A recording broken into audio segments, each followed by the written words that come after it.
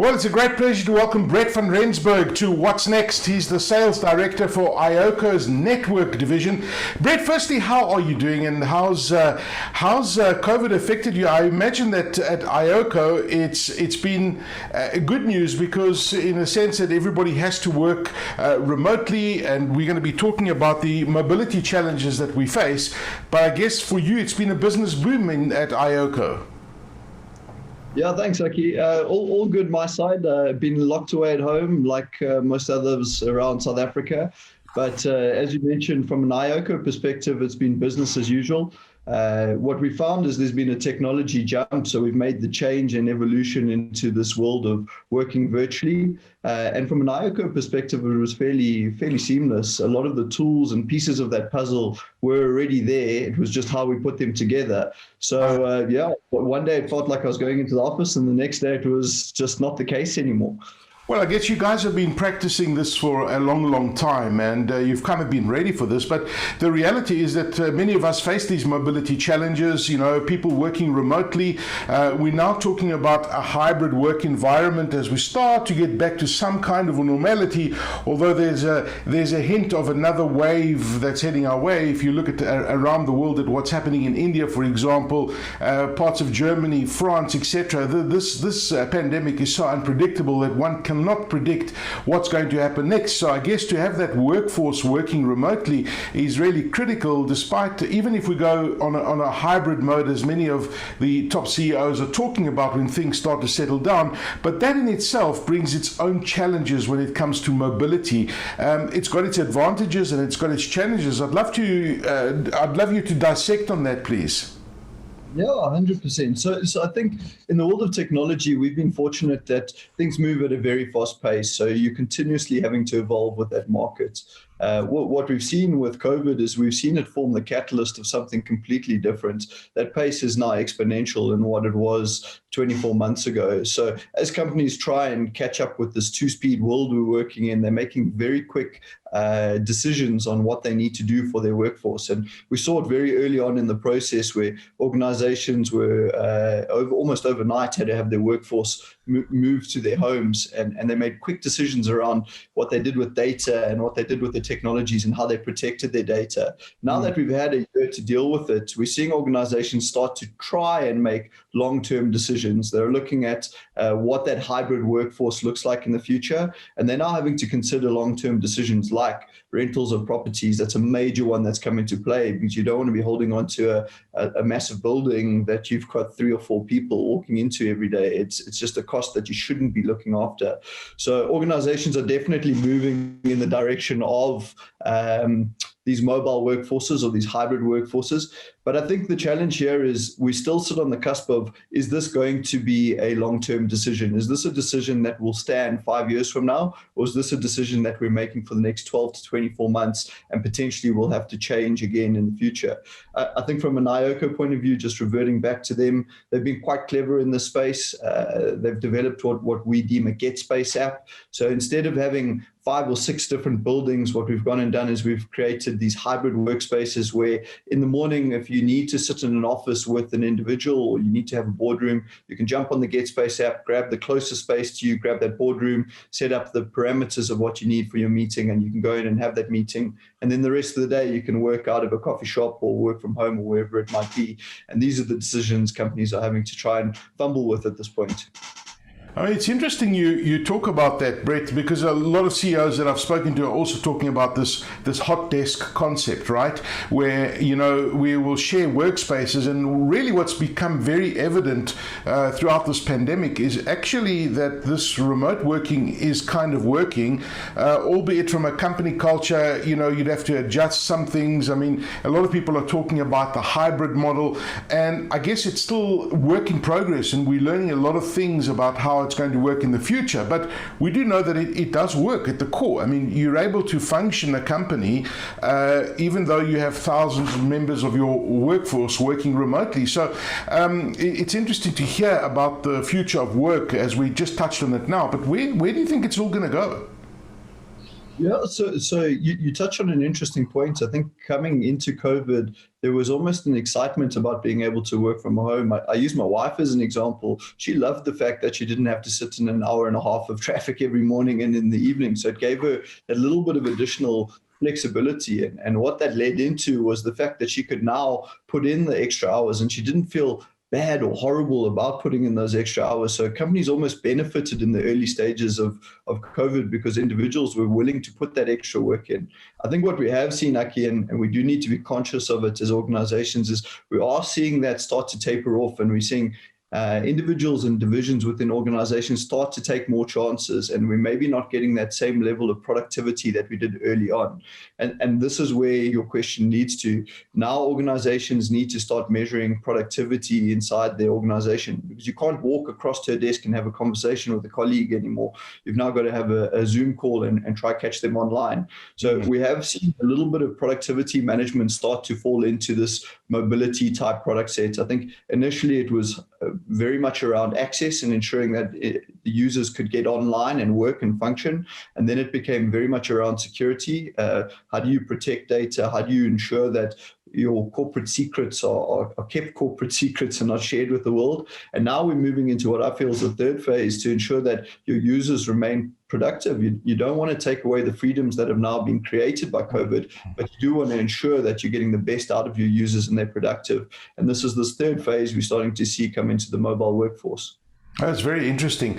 I'm glad you think that it was exciting at the beginning of COVID with partners. You know, I've spoken to a couple of people that soon died out after 2 months of working in the same environment at home with kids running around. I've spoken to a lot of people that have said, I wish he or she would go back to work now, because it's not easy, but I guess it works and we've adapted to it. But I mean, when you look at the different remote access options and the underlying technology, what benefits do they deliver both for employees and organizations? Yeah, and there are a lot of them in the space now. So if you look at SASE as a product set, almost overnight it's become very popular. And I think South Africans as a culture, we very much will dip our toe, we'll feel out of technology, and almost 5 to 6 years later we start to see the adoption of that technology. Whereas the European and Americas market are a lot quicker to adopt technology because they can almost turn it around quicker. And that's been, if you look at the last decade, that's how we've adopted technology. In the SASE space, we haven't had that option. We've had to jump into being able to work remotely. There was just no choice around it.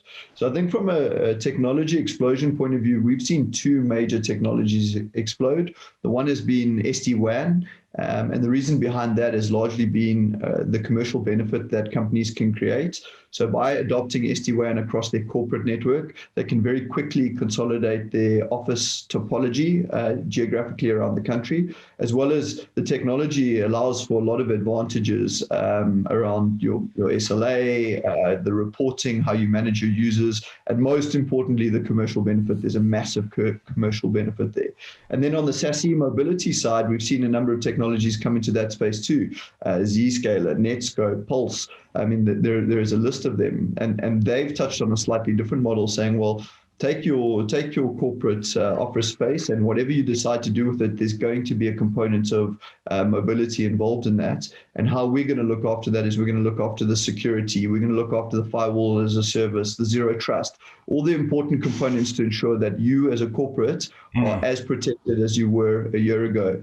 And therefore, it's just become very popular. I think there's a lot of confusion around it, Aki. I think companies are still grappling with how they construct and put the two together, because they still have this corporate office space and they still have these users working at home. And unfortunately, there isn't a silver bullet yet. It's constructing it in the best possible manner for your organization. And of course, security is absolutely key, as you mentioned. But I mean, there's so many different options that you've just touched on. And I guess companies have been spending like this to adapt to this digital transformation that we're talking about. How does a company actually get the most cost-effective option to do what they need to do in this digital transformation, in this mobility workspace that we're talking about? You know, with a backdrop, there are so many different solutions, but, you know, people are also acutely aware of budget constraints. And I mean, how do you go about choosing the most cost-effective option? Yeah, Aki, you touched on it right at the end there. I think the world we live in today is budget restraints. The economy isn't what it was, and although there are some companies thriving, 98% of companies within South African parameters are looking to save cost, and unfortunately they always look to the IT services area first, because that's an area that's almost seen as a nice to have, although it runs a lot of business functionality. So when it comes to making these decisions, there's this interesting balancing act that's going on between probably your property portfolio, your rental portfolio, the type of technology you're adopting, the types of technology you're now getting rid of, and then that security and protection component, and balancing that out. For me, the best way to go around it as an organization looking to make these changes today is you've got to go to some of the consultative operations around. So iOCO is a great example. We've got this magic stew of all these different pieces that sit together, and it's putting it in or mixing it in such a way that creates the right flavor for that specific organization. And what I found over the last 12 months is organizations trying to do it on their own are getting some pieces of that puzzle right, but unfortunately they're getting a lot of it wrong. And what it's ending up doing for them is they're ending up spending a lot more money trying to fix what they didn't get right, or they're leaving themselves in damaging positions where large data is leaked, or information that shouldn't be shared is getting out, or users are doing things they shouldn't be doing, or aren't as productive as they should be. So I think the best way to approach it today is to speak to some of those organizations, ICT organizations in the market that understand this model and have been working with it not for 12 months, but for the last decade. And they'll be able to give you a rubric of where you should be going. And iOCO perfectly positioned, obviously, in that space.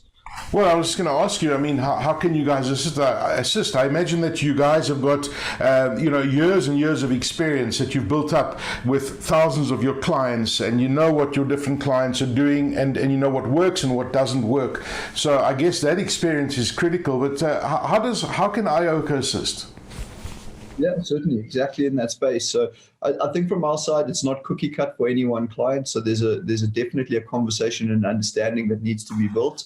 But there are pieces of that puzzle that seem to come together in the financial sector, in the manufacturing sector, in the health and medical, that there are similarities. So from our side, it's one, understanding where you're wanting to go from a strategic point of view, from a longevity point of view. What does that look like commercially for you? And then fitting those two conversations back to the technology that's going to best fit where you're wanting to go. And then I think the other portion that not being considered at this point is the business process that goes behind it. It's not easy to adapt to technology overnight and expect all the users to follow suit perfectly. You just don't live in that sort of world. And what we found over the last year is a lot of companies make technical decisions, and in a lot of instances they're the right technical decisions, but they sit with this tail of disgruntled employees or productivity diving simply because they haven't managed the people behind the technology. So I think, again, where an iOCO comes into play is ensuring that we drive both those processes for you. It's not simply just lifting the technology and making that decision, but making sure that the people behind that organization understand, one, why it's being done, what it means for them, and most importantly, how to operate with this new technology. Yeah. It's critical. And I think, Brett, it's important to start the conversation. You need to have that conversation, because this is not going to go away. We're not going back to the way things were, pre-COVID, pre-pandemic. This is going to be the new way of doing things.